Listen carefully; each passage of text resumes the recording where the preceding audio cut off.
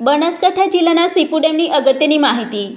તારીખ 19/9/2023 સમય બપોરે 1:15 કલાકે પાણીની આવક અને જાવક કેટલી છે તેના પર એક નજર કરીએ। પાણીની આવક 1148 ક્યુસેક જોવા મળી રહી છે અને જાવક નીલ છે। સીપુ ડેમની સપાટી 591.76 ફૂટ છે અને ભયજનક સપાટી 611 ફૂટ સુધી છે। પાણીનો સંગ્રહ 30% જોવા મળી રહ્યો છે। તો આ હતી સીપુ ડેમની અગત્યની માહિતી। Bureau report Pradhansinh Parmar, Banaskantha.